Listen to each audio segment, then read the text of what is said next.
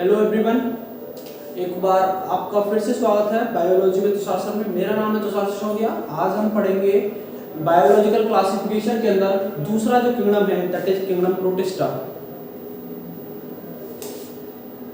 तो शुरू करते हैं, किंगडम प्रोटिस्टा क्या होता है, क्या इसकी क्लासिफिकेशन है, बहुत कुछ देखेंगे, बस अंत तक वीडियो को देखिए। तो शुरू करते हैं किंगडम प्रोटिस्टा के बारे में कहानी। किंगडम प्रोटिस्टा के जितने भी ऑर्गेनिज्म होते हैं, देखो जो किंगडम प्रोटिस्टा है इसका जो शब्द का मतलब है किंगडम प्रोटिस्टा, प्रोटिस्टा शब्द का मतलब रहता है टू बी फर्स्ट। मतलब ये ऐसे ऑर्गेनिज्म होते हैं, इस किंगडम के अंदर जितने भी ऑर्गेनिज्म होते हैं, पहले साइंटिस्ट ये समझते थे कि इस अर्थ पे सबसे पहले अगर जीवन आया है तो वो जीवन इन ऑर्गेनिज्म के फॉर्म में आया है। इनसे बाद में हमारे जितने भी किंगडम है, मतलब किंगडम प्रोटिस्टा से ही हमारे किंगडम फंजाई, किंगडम प्लांटी और किंगडम एनिमिलिया इवॉल्व हुए हैं। लेकिन बाद में ये पता लगा कि नहीं, प्रोटिस्टा से नहीं, हमारा जो लाइफ जो आई है वो आई है किंगडम बैक्टीरिया से, किंगडम मोनेरा से। तो लेकिन तब तक तो इनका नाम प्रोटिस्टा पड़ चुका था। तो किंगडम प्रोटिस्टा के बारे में हम खास बातें देखेंगे कि इनके अंदर कौन कौन सी खास बातें होती हैं जो कि इन्हें बाकी किंगडम से अलग करती हैं। तो सबसे पहले शुरू करते हैं किंगडम प्रोटिस्टा के बारे में। तो ये जो किंगडम प्रोटिस्टा के जितने भी ऑर्गेनिज्म होते हैं सभी यूनिसेलुलर होते हैं। यूनिसेलुलर का मतलब है इनके पास सिंगल सेल होती है। वही सिंगल सेल अकेले ऑर्गेनिज्म को दर्शाती है।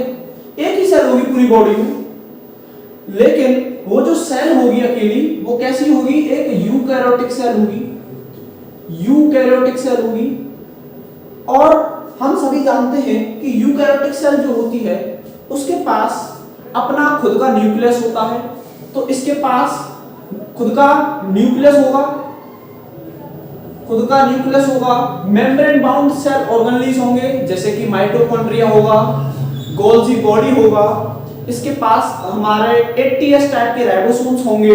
ये सभी चीजें इसके पास होंगी। तो माइटोकॉन्ड्रिया इसके पास होगा, माइटोकॉन्ड्रिया होगा जो कि माइटोकॉन्ड्रिया किसमें मदद करेगा, खाने से एनर्जी लेने में मदद करेगा। इसके पास गोल्जी बॉडी होगी, गोल्जी बॉडी होगी। इसके पास 80S टाइप के राइबोसोम्स होंगे, 80S टाइप के राइबोसोम्स होंगे। इसके पास कुछ सेल्स में जो सेल्स फोटोसिंथेटिक होंगी, जो अपना खाना बनाएंगी खुद, उनके पास प्लास्टिड्स होंगे और बहुत सारे पीटीसी सेल ऑर्गेनेल्स इसके पास होंगे, क्योंकि ये कैसी सेल होगी, एक यूकैरियोटिक सेल होगी। अच्छा, नेक्स्ट अब हम इसकी बात करते हैं, मेनली हम इसकी बात करते हैं अब हैबिटेट की बात करते हैं। हैबिटेट की कहां पे मेनली पाए जाएंगे, तो मेनली ये सभी जितने भी प्रोटिस्टा के एनिमल्स होते हैं, ऑर्गेनिज्म होते हैं, ये सभी एक्वेटिक होते हैं। एक्वेटिक मतलब पानी में पाए जाएंगे। पानी के अंदर भी ये मैरीन हो सकते हैं।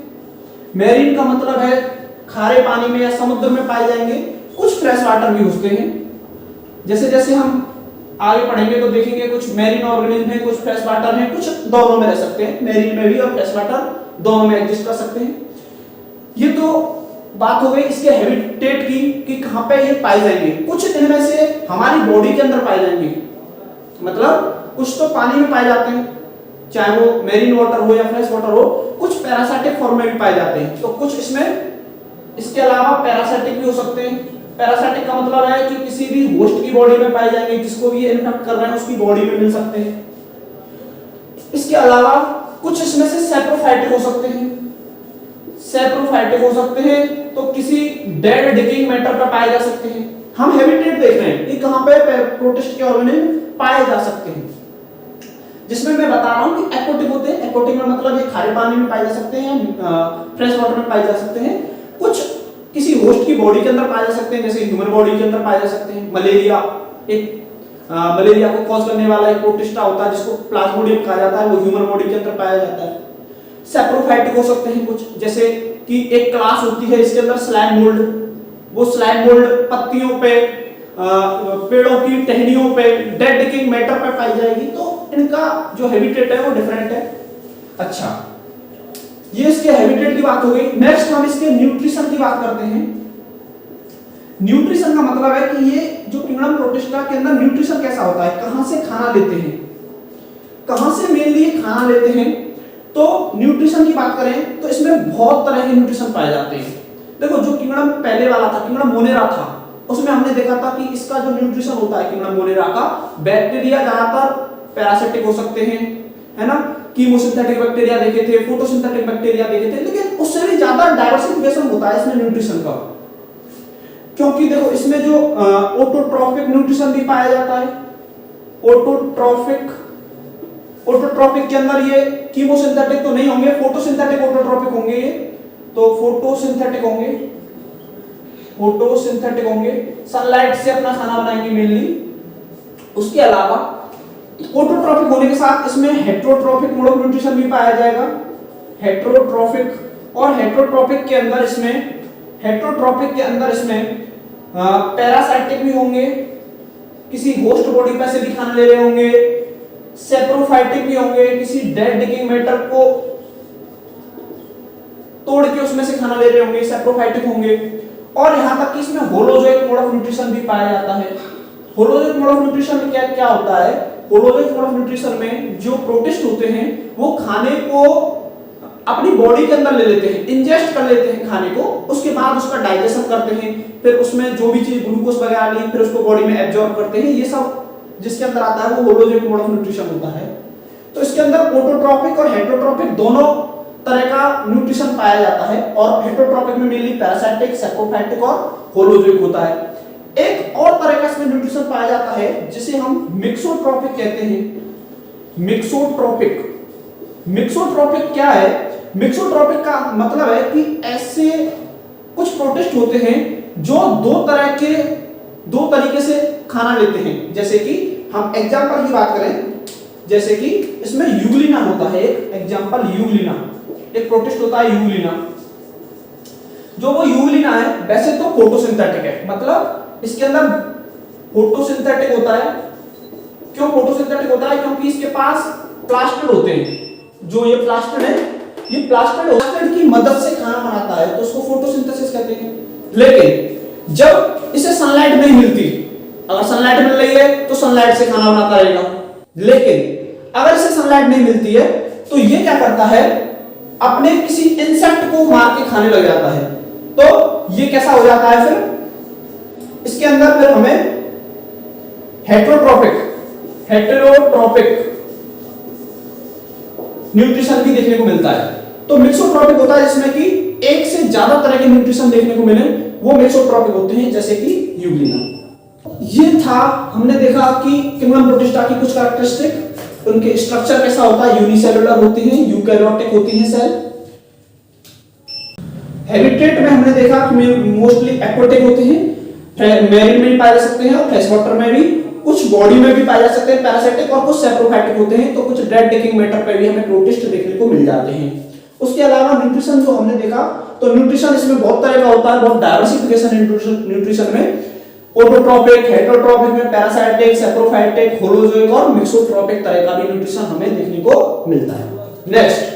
नेक्स्ट अभी हमने न्यूट्रिशन देखा, तो न्यूट्रिशन में जो प्रोटिस्ट अपना खाना खुद बना लेते हैं, मतलब जो फोटोसिंथेटिक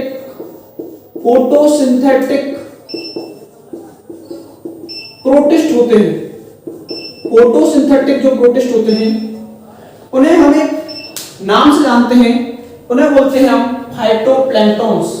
उन्हें बोलते हैं फाइटोप्लैंक्टन्स। जो फोटोसिंथेटिक प्रोटिस्ट होते हैं उन्हें बोलते हैं फाइटोप्लैंक्टन्स। और जो अपना खाना किसी और से लेते हैं, मतलब हेटेरोट्रॉपिक होते हैं, हेटेरोट्रॉपिक प्रोटिस्ट जो होते हैं उन्हें हम बोलते हैं जूप्लैंक्टन्स।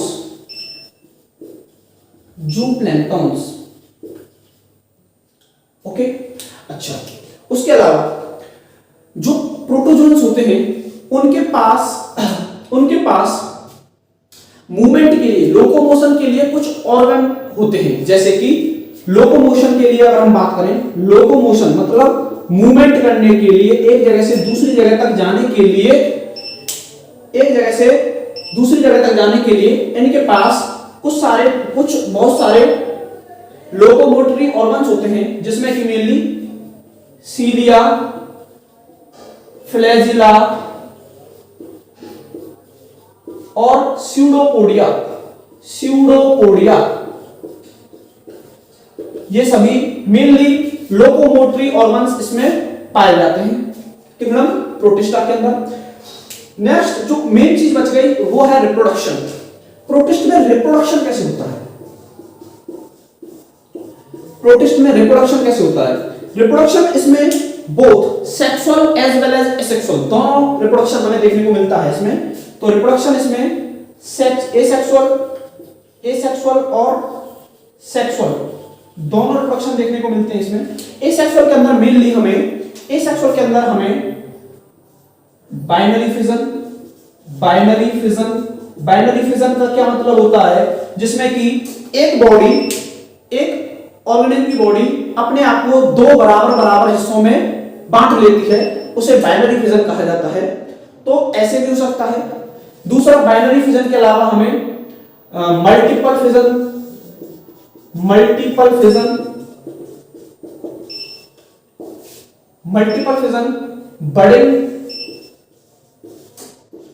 बडिंग और स्पोर फॉर्मेशन, इन सब के द्वारा हमें एसेक्सुअल प्रोडक्शन देखने को मिलता है। एक बार मैं संक्षिप्त में बता देता हूं छोटे टर्म के रूप में क्या होते हैं ये सभी। बाइनरी फिजन होता है जिसमें कि एक ऑर्गेनिज्म अपनी बॉडी को दो बराबर हिस्सों में बांट लेता है, तो उसे बाइनरी फिजन कहते हैं। मल्टीपल फिजन में क्या होता है, एक ऑर्गेनिज्म अपने आप को कई सारी बराबर हिस्सों में तोड़ लेता है, उसे मल्टीपल फिजन कहते हैं। जैसे कि ये ज्यादातर मल्टीपल फिजन प्लाज्मोडियम में देखा जाता है। ये प्लाज्मोडियम के अंदर सेल है, तो इसके अंदर कई सारी सेल्स होती हैं। तो ये एक बॉडी कई सारी, ये ऊपर एक लेयर होती है इसकी, जब ये यहां से निकलते हैं तो कई सारे प्रोटिस्ट बन जाते हैं, तो इसे बोलते हैं मल्टीपल फिजन। एक बॉडी थी वो कई सारी यूनिट में टूट गई, कई सारी पार्ट्स में टूट गई, उसे मल्टीपल फिजन कहते हैं। बडिंग में क्या होता है, बडिंग में बॉडी पर एक आउटग्रोथ निकल के आ जाती है। जैसे कि इधर देखिए, जैसे कि ये एक बॉडी है, इस पे एक आउटग्रोथ निकल के आ जाएगी। ये आउटग्रोथ मैच्योर होने पे नई प्लांट बॉडी या नई प्रोटिस्ट बना देगी, ये बडिंग होता है। और स्पोर फॉर्मेशन क्या होता है, ये बहुत इंपॉर्टेंट है। स्पोर फॉर्मेशन जब अनफेवरेबल कंडीशन होती है, जब कंडीशन सुटेबल नहीं होती, सुटेबल टेम्परेचर, पीएच और जितनी भी ह्यूमिडिटी, जितनी भी एनवायरमेंटल कंडीशन है वो सुटेबल नहीं होती, तो बॉडी स्पोर बनाती है। और ये स्पोर्स जब फेवरेबल कंडीशन आती है तो बॉडी से अलग होने पे नई बॉडी बना देते हैं, नई कोई भी ऑर्गेनिज्म बना देते हैं। तो अब हम देखते हैं क्लासिफिकेशन। ये तो जो हमने पढ़ी अभी, ये तो थी कैरेक्टरिस्टिक्स ऑफ किंगडम प्रोटिस्टा की कैरेक्टरिस्टिक्स। नेक्स्ट जो हम देखेंगे वो होता है what is the classification of kingdom Protista. Next, what are the classification of kingdom Protista. Kingdom Protista का क्लासिफिकेशन बहुत ज्यादा इंपॉर्टेंट है। एग्जाम पॉइंट ऑफ व्यू से, नीट पॉइंट ऑफ व्यू से बहुत सारे क्वेश्चन इस क्लासिफिकेशन से पूछे जाते हैं, जो कि शायद अगर हम ये क्लास पूरी कर लें तो उसके बाद बहुत सारे क्वेश्चंस के हम आंसर बहुत इजीली दे पाएंगे। तो सबसे पहले इस क्लासिफिकेशन की बात करते हैं।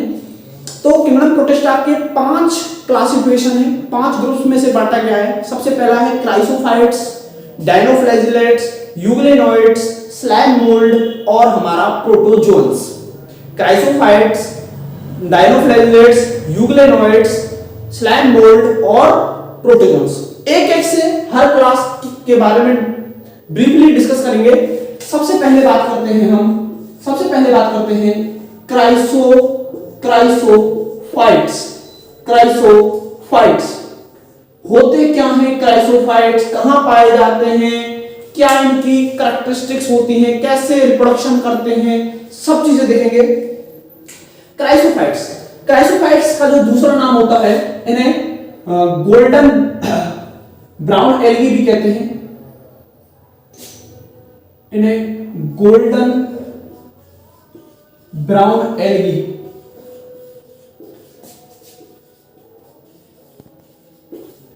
या फिर डेस्मिड्स भी कहते हैं इन्हें। तो ये तो इनके नाम की बात होगी। क्यों इन्हें गोल्डन ब्राउन एल्गी कह रहे हैं? क्योंकि ये पहले एल्गी के साथ थी। पहले इस किंगडम को, इस क्लास को हम किंगडम एल्गी के साथ पढ़ते थे, लेकिन इसको अब सेपरेट करके किंगडम प्रोटिस्टा में डाल दिया गया, क्योंकि जो एल्गी होती है वो मल्टी सेलुलर होती है, ये यूनिसेलुलर होते हैं। बाकी और भी देखते हैं हम। तो क्राइसोफाइट्स जो प्रोटिस्ट होते हैं, इसके सबसे पहले हम बात करते हैं, सबसे पहले हम इसकी बात करते हैं हैबिटेट की। सबसे पहले बात करते हैं हैबिटेट की। तो कहां पे पाए जाते हैं? तो जैसा कि हमने बताया था, जितने भी प्रोटिस्ट होते हैं वो सभी एक्वेटिक होते हैं। एक्वेटिक में वो मैरीन हो सकते हैं, फ्रेश वाटर हो सकते हैं। तो जो क्राइसोफाइट्स होते हैं वो हमारे marine as well as fresh water होते हैं। मतलब कि खारे पानी में और फ्रेश वाटर दोनों में पाए जाते हैं। एक्वेटिक ऑर्गेनिज्म होते हैं क्राइसोफाइट्स। ओशियंस में, पॉन्ड्स में, लेक्स में, सीज में, इन सब जगहों पे ये मेनली पाए जाते हैं। और सबसे इनकी जो कैरेक्टरिस्टिक है, सबसे इंपॉर्टेंट जो कैरेक्टरिस्टिक है वो ये है, these are called chief producers in the ocean. किसी भी ओशियन के अंदर इन्हें चीफ प्रोड्यूसर कहा जाता है। चीफ प्रोड्यूसर्स का मतलब क्या है? देखो, सबसे पहले अगर हम इसकी बात करें तो ये कैसे होंगे? फोटोसिंथेटिक होंगे। कैसे होंगे? फोटोसिंथेटिक होंगे। इसका मतलब ये अपना खाना, फोटोसिंथेटिक होंगे, अपना खाना खुद बना सकते हैं। और जैसे कि हमारा ये टेरेस्ट्रियल इकोसिस्टम है, जिस जगह पे हम रहते हैं, जमीन पे हम रहते हैं, तो ये टेरेस्ट्रियल इकोसिस्टम है, लेकिन ये कहां पाए जाते हैं? पानी के अंदर, एक्वेटिक इकोसिस्टम के अंदर। जैसे कि हम कौन हैं? हम मैमल्स हैं, हम एनिमल्स हैं। हम किस पे डिपेंड रहते हैं अपने खाने के लिए? प्लांट्स पे डिपेंड रहते हैं। तो हमारे टेरेस्ट्रियल इकोसिस्टम में जो सनलाइट होती है, उस सनलाइट से खाना कौन बनाता है? प्लांट। और उन प्लांट को कौन खाते हैं? हम खाते हैं। तो ऐसे ही किसी भी एक्वेटिक इकोसिस्टम को चलाने के लिए जो उस एक्वेटिक इकोसिस्टम में जो खाना बनाता है वो होते हैं ये क्राइसोफाइट्स। और इन्हें चीफ प्रोड्यूसर्स कहा जाता है। किसी भी ओशियन के अंदर मुख्यतः यही खाना बनाते हैं, यही प्रोड्यूसर्स होते हैं। और हमने तुम्हें एक बात बताई थी कि जो फोटोसिंथेटिक होते हैं उन्हें फाइटोप्लैंक्टन्स भी कहा जाता है। तो ये फाइटोप्लैंक्टन्स के रूप में पाए जाते हैं। और इनके पास फ्लैजिला एब्सेंट होता है। फ्लैजिला एब्सेंट होता है, लेकिन जो वाटर करंट्स होती हैं, वाटर करंट्स की मदद से ये क्या करते हैं? मूवमेंट करते हैं। जो लहरें होती हैं, उनकी मदद से ये क्या करते हैं? लोकोमोशन करते हैं। ये वाटर करंट्स की मदद से क्या करती हैं? फ्लोट करती हैं किसी भी ओशियन के अंदर, किसी भी एक्वेटिक इकोसिस्टम के अंदर। नेक्स्ट, इनकी जो सेल वॉल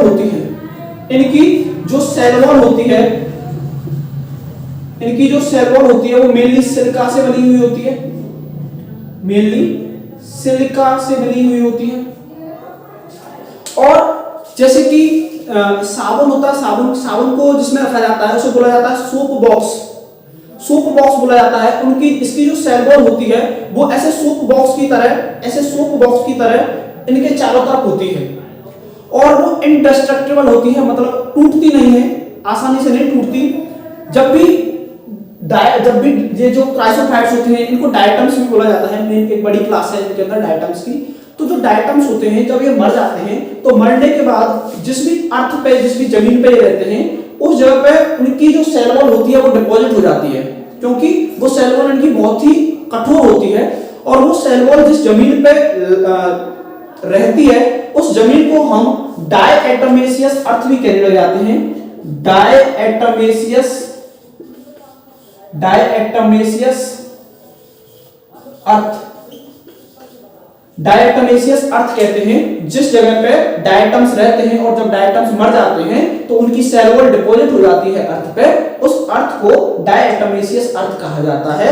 और ये जो अर्थ होती है डायटमेशियस अर्थ, इसकी बहुत ज्यादा इकोनॉमिक वैल्यू है, बहुत सारे ह्यूमंस के लिए यूज होते हैं। ये डायटमेशियस अर्थ कैसे यूज होती है, ये हमारे जो पेट्रोल वगैरह होते हैं, जो भी ज्यादातर जो पेट्रोल ली जाती है वो डायटम्स की बॉडी से ही ली जाती है। तो ये वैसे तो पॉलिशिंग में यूज होती है डायटमेशियस अर्थ, पॉलिशिंग में, और एंटीबायोटिक्स बनाने में भी यूज होती है, एंटीबायोटिक्स, और पेट्रोलियम वगैरह बनाने में भी ये बहुत ज्यादा यूज होती है, जो डायटमेशियस अर्थ होती है। अच्छा, ये जो क्राइसोफाइट्स होते हैं, गोल्डन ब्राउन एल्गी, डेस्मेट्स या फिर डायटम्स, ये जो डायटम्स होते हैं इनकी जो नंबर होता है वो किसी भी ओशन के अंदर बहुत ज्यादा होते हैं। अगर ऐसा माना जाता है कि अगर कोई 60 टन की वेल है, कोई वेल जो होती है उसके अंदर अगर उसका वजन 60 टन है तो इसका मतलब उसके अंदर कम से कम 2 टन डायटम्स उसकी एलिमेंट्री कैनाल, उसकी गट के अंदर होंगे। तो इनके जो नंबर होते हैं वो बहुत सारे होते हैं, फाइटोप्लैंक्टन्स होते हैं और ये वाटर करंट के साथ मूवमेंट करते रहते हैं, फ्लैजिला होता नहीं है। और सबसे बड़ी बात, चीफ प्रोड्यूसर होते हैं ओशियन इकोसिस्टम के अंदर। और सेल वॉल होती है वो सिलिका की बनी हुई होती है। जिस भी जगह पे डायटम्स मर जाते हैं उस अर्थ को डायटमेशियस अर्थ कहते हैं। वो पॉलिशिंग में, एंटीबायोटिक और पेट्रोलियम वगैरह बनाने में यूज की जाती है। ये तो डायटम्स का स्ट्रक्चर तुम लोग देख सकते हो, कैसे डायटम्स होते हैं मेनली। तो ये स्क्रीन पे जो तुम्हें दिख रहे हैं ऐसे डायटम्स मेनली होते हैं। प्रोटिस्टा क्लासिफिकेशन के अंदर हम क्राइसोफाइट्स बिल्कुल क्लियर कर चुके हैं, एक एक प्रॉपर्टीज उसकी पढ़ चुके हैं। दूसरी जो हमारी क्लासिफिकेशन है दैट इज डायनोफ्लैजिलेट्स।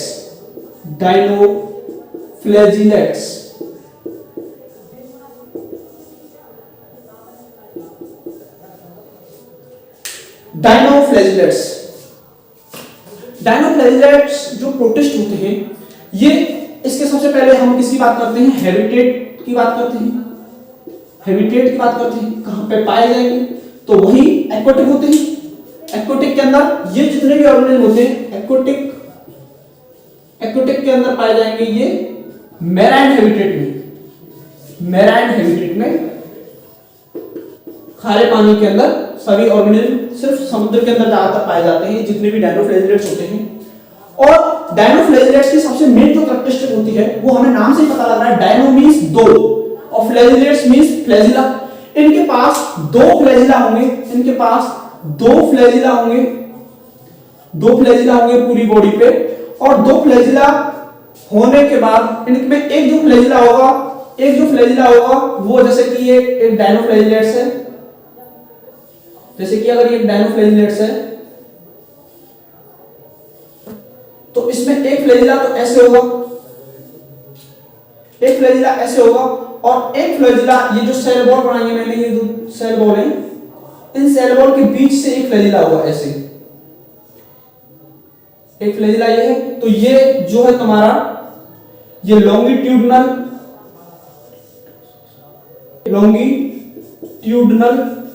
फ्लैजिला बोला जाता है। और ये ट्रांसवर्स फ्लैजिला जो कि दो बॉल्स के बीच में होता है, ये इसकी मेन कैरेक्टरिस्टिक्स होती हैं। अगर देखिए इसमें तुम्हें एक फ्लैजिला तो ट्रांसवर्स दिख रहा होगा और एक फ्लैजिला दो बॉल प्लेट्स के बीच में दिख रहा होगा, तो वो होता है ट्रांसवर्स फ्लैजिला और ऊपर वाला होता है लॉन्गिट्यूडनल फ्लैजिला। इसके अलावा जो भी डायनोफ्लैजिलेट्स होते हैं इसके न्यूट्रिशन की बात की जाए तो इनमें जो न्यूट्रिशन होता है वो फोटोसिंथेटिक होते हैं। It means they can prepare their food by using sunlight, sunlight की मदद से ये अपना खाना खुद बना सकते हैं। इसके अलावा इनकी एक और प्रॉपर्टी होती है that is bioluminescence, bioluminescence, it means bioluminescence means ये कुछ लाइट को एब्जॉर्ब कर लेते हैं। जैसे कि हम जानते हैं लाइट में 7 कलर होते हैं बेबिक्योर, उन बेबिक्योर को ये एब्जॉर्ब कर लेते हैं और एब्जॉर्ब करने पे लाइट प्रोड्यूस करते हैं, अपने में से लाइट प्रोड्यूस करते हैं, कलरफुल लाइट प्रोड्यूस करेंगे, चमकीले होंगे ये, कोई रेड लाइट प्रोड्यूस कर रहा है, कोई येलो, कोई ब्राउन, कोई ग्रीन, ये सब डिफरेंट तरह की लाइट प्रोड्यूस करेंगे, इसीलिए इन्हें बायोल्यूमिनेसेंस कहा जाता है। इसके अलावा इनके अंदर एक रेड डायनोफ्लैजिलेट्स होता है, रेड डायनोफ्लैजिलेट्स,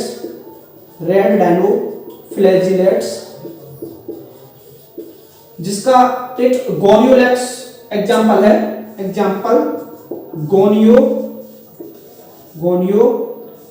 गोनियोलेक्स। ये क्या करता है, ये रेड टाइड्स प्रोड्यूस कर देता है सी के अंदर। रेड टाइड्स क्या होते हैं, ये रेड कलर का एक डायनोफ्लैजिलेट्स होता है जिसकी कंसंट्रेशन सी के अंदर इतनी ज्यादा फैल जाती है कि जो पूरा समुद्र होता है वो लाल ही लाल हो जाता है। इसकी अगर तुम्हें इमेज देखनी है तो तुम इमेज तुम्हारे सामने है, जिसके अंदर तुम देख पा रहे होंगे कि इनका जो सी होता है, समुद्र होता है, वो बिल्कुल लाल लाल हो जाता है, जिसकी वजह से ये जो रेड डायनोफ्लैजिलेट्स होते हैं ये टॉक्सिन प्रोड्यूस करते हैं, एक पॉइजन निकालते हैं, जिसकी वजह से पूरे समुद्र के अंदर जो मछलियां वगैरह जो एक्वाटिक ऑर्गेनिज्म होते हैं उनकी डेथ हो जाती है। किसकी वजह से, इस डायनोफ्लैजिलेट्स की वजह से। बहुत बार क्वेश्चन आता है कि समुद्र के अंदर रेड टाइड्स कौन बनाता है, तो गोनियोलेक्स एक रेड डायनोफ्लैजिलेट्स होता है, वो समुद्र के अंदर रेड टाइड्स बनाता है। ये तीसरी क्लास है प्रोटिस्ट की, जिसके अंदर अगर हम हैबिटेट की बात करें तो जितने भी यूग्लिनोड्स होते हैं सभी फ्रेश वाटर ऑर्गेनिज्म होते हैं, मतलब एक्वाटिक हैबिटेट के अंदर कैसे होंगे, फ्रेश वाटर ऑर्गेनिज्म होते हैं,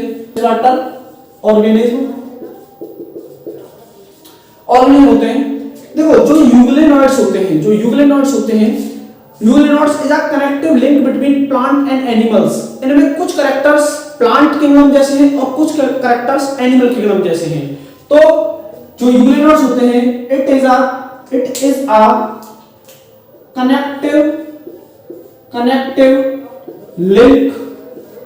कनेक्टिव लिंक बिटवीन प्लांट्स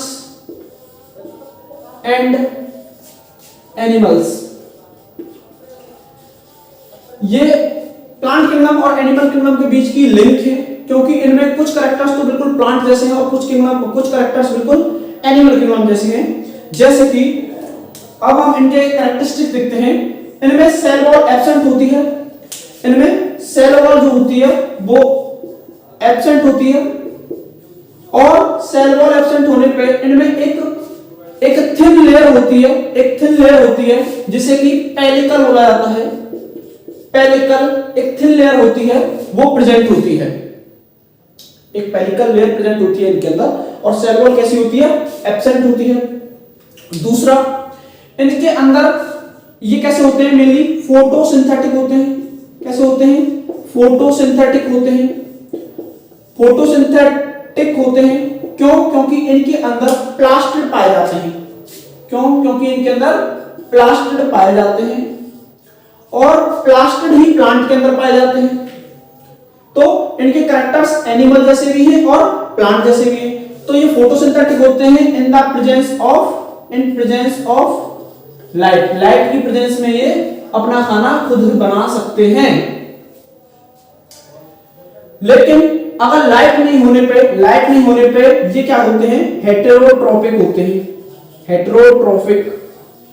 ये मिक्सोट्रोपिक न्यूट्रिशन शो करते हैं। अगर लाइट होती है तो फोटोसिंथेटिक है, अगर लाइट नहीं है तो फिर किसी इंसेक्ट को मार के भी खा सकते हैं, तो हेटेरोट्रोपिक भी है।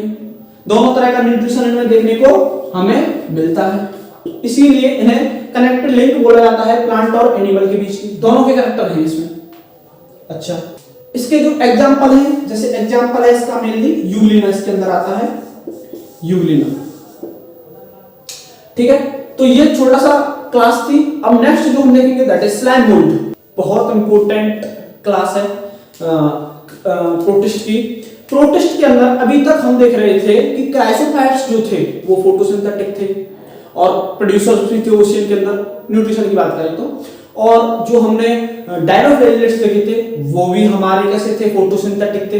यूग्लिनोइड्स भी फोटोसिंथेटिक थे, लेकिन वो मिक्सोट्रोपिक न्यूट्रिशन शो कर रहे थे, उनके अंदर हेटेरोट्रोपिक भी देखने को मिलता था। लेकिन जो हमारे स्लाइम मोल्ड होते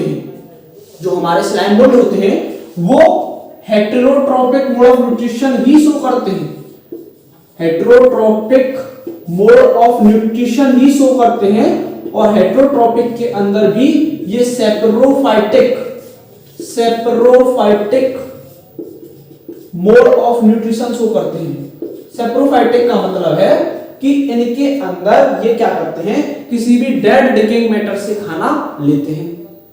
और इन्हें एक और नाम से बोला जाता है कंज्यूमर डिकम्पोजर प्रोटिस्ट। इन्हें कंज्यूमर डिकम्पोजर प्रोटिस्ट भी कहा जाता है। कंज्यूमर कौन होते हैं? कंज्यूमर वो होते हैं जो कि अपना खाना प्रोड्यूसर से लेते हैं, किसी प्लांट से लेते हैं। तो ये क्या करते हैं, उन कंज्यूमरों को डिकम्पोज करने का काम करते हैं। ये क्या करते हैं, उन कंज्यूमरों को डिकम्पोज करने का काम करते हैं, उनकी बॉडी को डिकम्पोज कर देते हैं, इसीलिए इन्हें कंज्यूमर डिकम्पोजर प्रोटिस्ट भी कहा जाता है। पहले ये जो क्लास थी स्लाइम मोल्ड, पहले ये क्लास किंगडम फंजाई के अंदर रखी गई थी, लेकिन अभी इन्हें किंगडम प्रोटिस्टा के अंदर रख दिया गया है। क्यों रख दिया गया है? क्योंकि जो हमारी किंगडम फंजाई होती है वो मल्टी सेलुलर होती है, लेकिन स्लाइम मोल्ड यूनिसेलुलर है। दूसरी जो किंगडम फंजाई होती है उसके पास सेल वॉल होती है, that is made up of chitin, chitin की बनी हुई होती है। लेकिन स्लाइम मोल्ड के पास सिर्फ रिप्रोडक्टिव फेज के अंदर ही सेल वॉल होती है, वेजिटेटिव फेज के अंदर सेल वॉल एब्सेंट होती है। इसीलिए इसे किंगडम प्रोटिस्टा के अंदर रख दिया गया है, प्लेस कर दिया गया है। तो हमने देखा जो स्लाइम मोल्ड होते हैं वो हेटेरोट्रोपिक न्यूट्रिशन शो करते हैं, हेटेरोट्रोपिक के अंदर सेप्रोफाइटिक होते हैं, और कंज्यूमर डिकम्पोजर प्रोटिस्ट भी इन्हें बोला जाता है। इसके अलावा इनके अंदर जो बॉडी होती है, इनकी जो बॉडी होती है, जैसे कि मान के चलो ये एक स्लाइम मोल्ड है, और स्लाइम मोल्ड के अंदर ये इसका न्यूक्लियस है। इस न्यूक्लियस के अंदर कई सारे माइटोटिक डिवीजन होते हैं, और माइटोटिक डिवीजन होने के साथ तुम्हें पता है जब भी माइटोटिक डिवीजन से सेल बनती है तो पहले न्यूक्लियस डिवाइड होता है, उसके बाद सेल डिवाइड होती है। तो इसके अंदर न्यूक्लियस डिवाइड होके कई सारे न्यूक्लियस बन जाते हैं। इसे हम मल्टी न्यूक्लिएट कंडीशन कहते हैं। मल्टी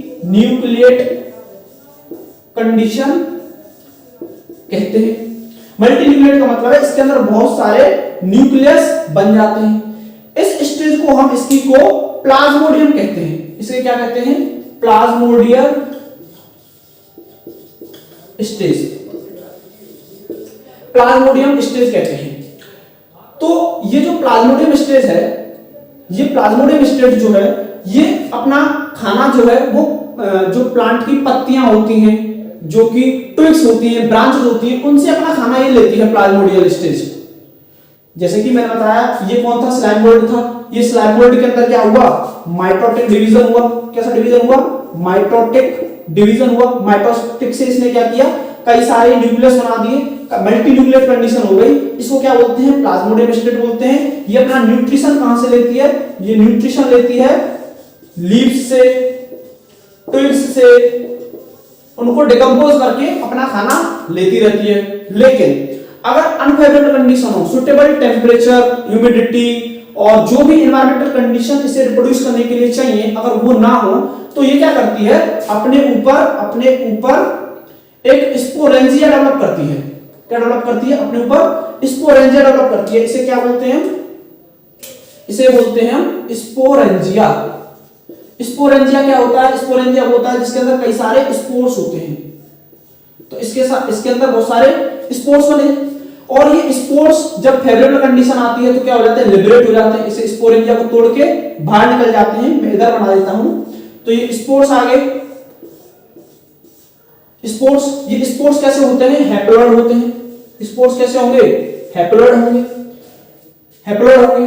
और ये हैप्लॉइड फ्यूज करने के बाद, दो स्पोर्स एक दूसरे के साथ फ्यूज करने के बाद क्या बना देते हैं, डिप्लॉयड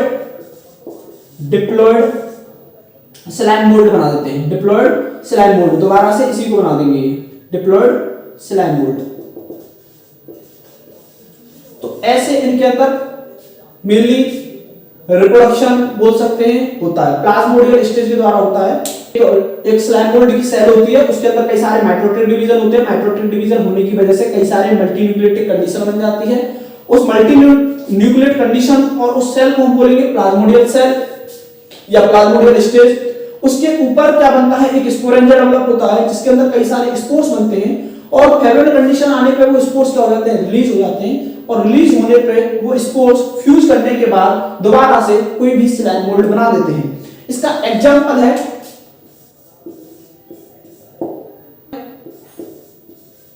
फाइसेरियम और फाइसेरेला। जैसे एनसीईआरटी में इसके एग्जांपल नहीं दे, लेकिन अगर फिर भी आपको अगर इसके एग्जांपल देखने हो तो फाइसेरियम और फाइसेरेला इसके दो इंपॉर्टेंट एग्जांपल हैं। ये प्लाज्मोडियल जो स्लाइम मोल्ड होती है इसकी दो फॉर्म होती है, एक एसेलुलर फॉर्म और एक सेलुलर फॉर्म। एसेलुलर फॉर्म के दौरान एक प्लाज्मोडियम बनता है, एसेलुलर फॉर्म के दौरान एक प्लाज्मोडियम बनता है। हमारी एनसीईआरटी के अंदर एक प्लाज्मोडियम स्टेज ही डिस्कस की गई है, तो इसीलिए हमने इसके बारे में बात की है, सेलुलर फॉर्म के बारे में हमने बात नहीं की है, जिसके एग्जांपल है फाइसेरियम और फाइसेरेला। नेक्स्ट, ये तो हो गई हमारी स्लाइम मोल्ड। अब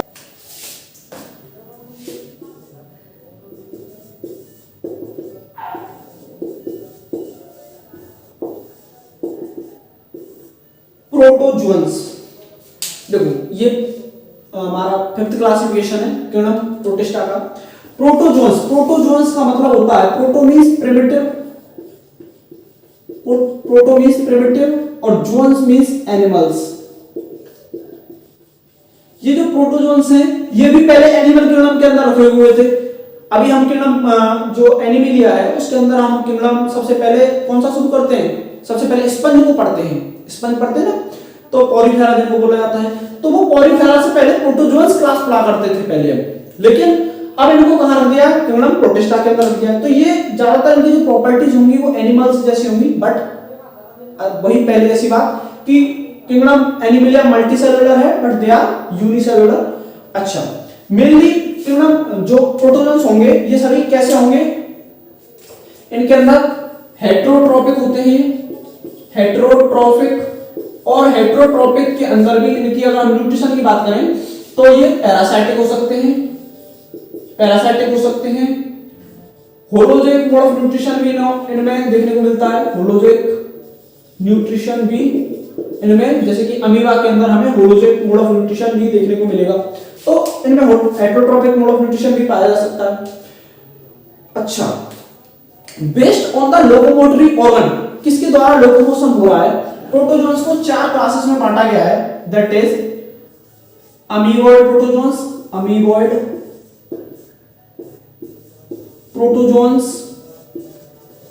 नेक्स्ट जो है हमारे दैट इज सीलिएटेड प्रोटोजुअन्स।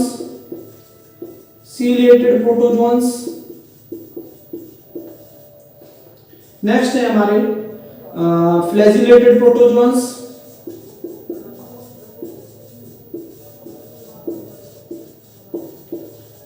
और लास्ट है हमारे स्पोरोजुअन्स।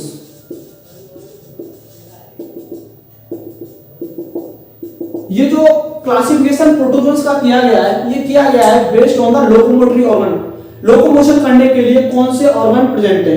तो अमीबॉइड प्रोटोजुअन्स में जो लोकोमोटरी ऑर्गन होते हैं वो होते हैं हमारे स्यूडोपोडिया का मतलब होता है फॉल्स फीट, मतलब नकली पैर। स्यूडो का मतलब होता है फॉल्स और पोडिया मींस फीट, तो फॉल्स फीट होते हैं। जैसे कि इसके एग्जांपल है हमारे अमीबा। अगर आपने देखा हो तो अमीबा के अंदर ऐसे कुछ भी स्ट्रक्चर हो सकता है। अमीबा ऐसा होता है, अमीबा कोई भी फॉर्म शेप नहीं होती, बस स्यूडोपोडिया होता है। तो इनको स्यूडोपोडिया कहते हैं। इन्हें जो स्ट्रक्चर दिख रहे हैं इन्हें स्यूडोपोडिया बोला जाता है। इसके एग्जांपल और भी जैसे एंटामीबा, जो कि अमीबियोसिस बीमारी करती है ह्यूमंस के अंदर, तो वो भी अमीबोइड प्रोटोजोन्स होते हैं जिनके अंदर स्यूडोपोडिया क्या होते हैं, लोकोमोटरी ऑर्गन्स होते हैं। सीलेटेड क्या होते हैं, सीलेटेड वो होते हैं जिनके अंदर सीलिया प्रेजेंट होते हैं। सीलिया क्या होते हैं, जैसे कि अगर आपने कभी पैरामीशियम देखा हो, पैरामीशियम अगर आपने कभी देखा हो तो पैरामीशियम कुछ ऐसा होता है और उसके पास ऐसे करके सीलिया होते हैं, सीलिया होते हैं ऐसे उसकी पूरी बॉडी पे, इसे बोला जाता है सीलिया। ये सीलिया होता है। इसके अंदर यहाँ पे हमें कॉन्ट्रैक्टाइल वैक्यूल भी देखने को मिलेगा, ऐसे कॉन्ट्रैक्टाइल वैक्यूल होता है। ये गलैट होती है, यहां से खाना लिया जाता है, इसके अंदर खाना तोड़ा जाता है। तो वो क्या ठीक है, ये ऑस्मोरेगुलेशन में मदद करता है। तो जिसके अंदर सीलिया प्रेजेंट होते हैं वो सीलेटेड प्रोटोजोन्स होता है। इसके एग्जांपल हैं जैसे पैरामीशियम, पैरामीशियम। नेक्स्ट फ्लैजिलेटेड में क्या होते हैं, फ्लैजिला नाम से ही पता लग रहा है कि इसमें क्या प्रेजेंट होगा, फ्लैजिला।